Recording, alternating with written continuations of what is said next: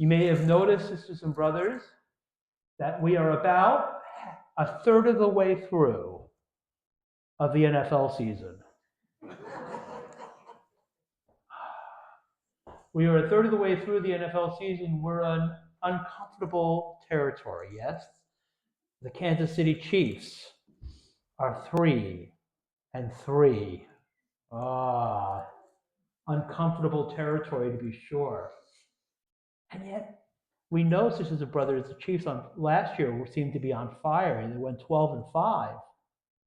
And yet, they lost the Super Bowl.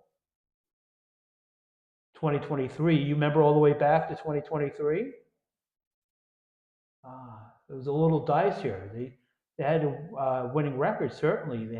But they only won 11-6. And yet they won the Super Bowl. There's a lesson there, yes?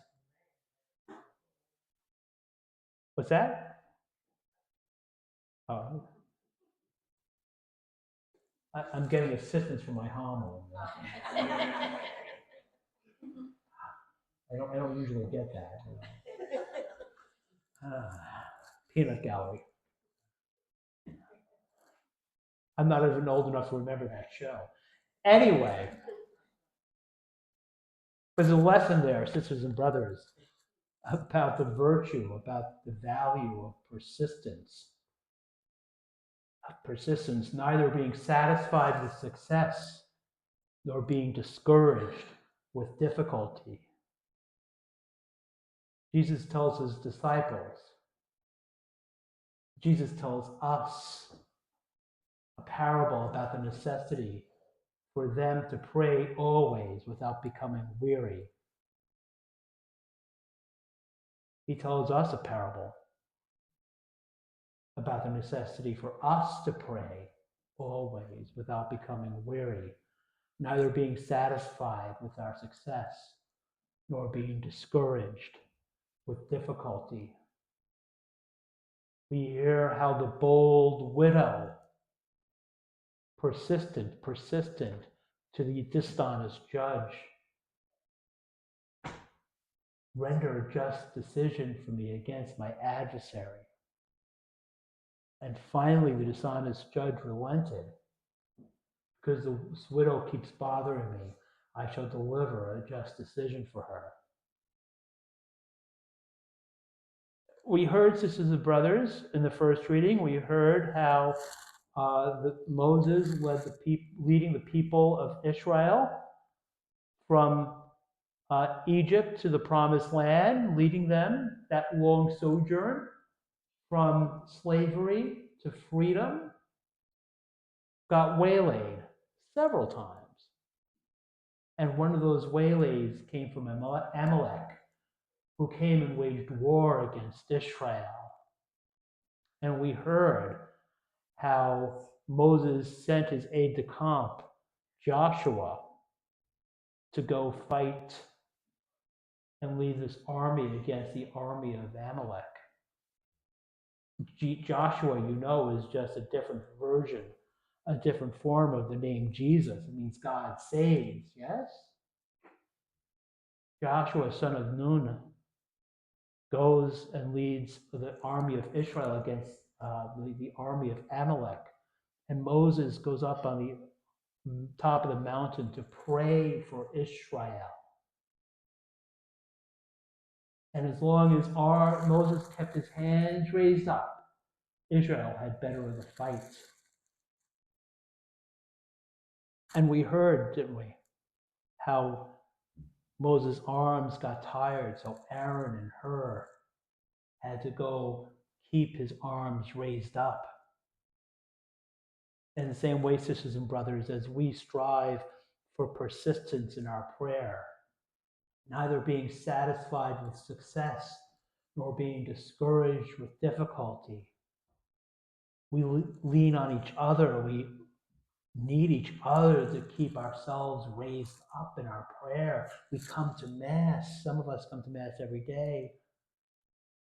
We all come to Mass at least once a week, yes, on the Sunday. And part of that needing to come together to pray is to hold each other up in prayer. And in a special way, sisters and brothers, on this Mission Sunday, as we help materially and spiritually, the missions, is those folks who are going out and proclaiming the good news to all the corners of the earth, we are helping them, certainly with our prayers, but also materially,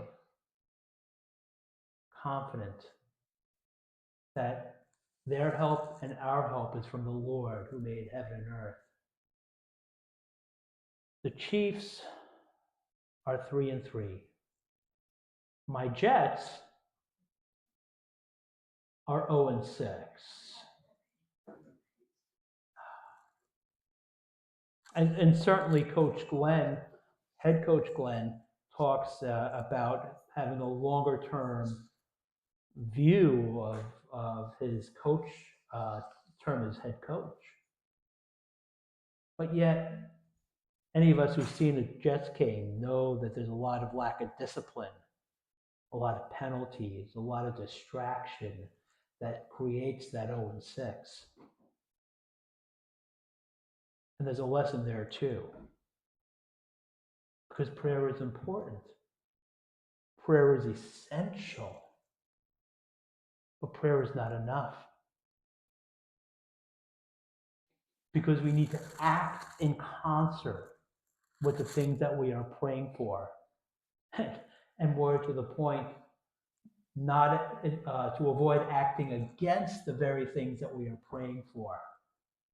And so often, sisters and brothers, in our sinfulness, in our selfishness, in our short-sightedness, we find ourselves all too often,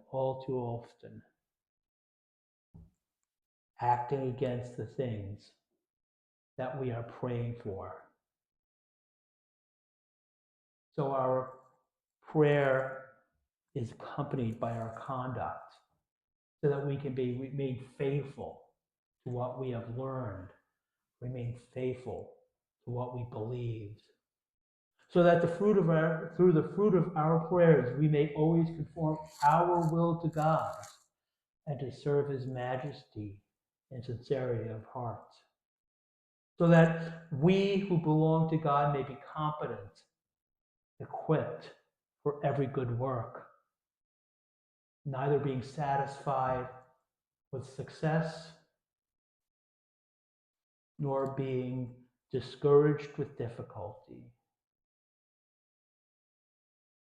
And of course, to witness the good news, to witness the gospel, certainly to one another,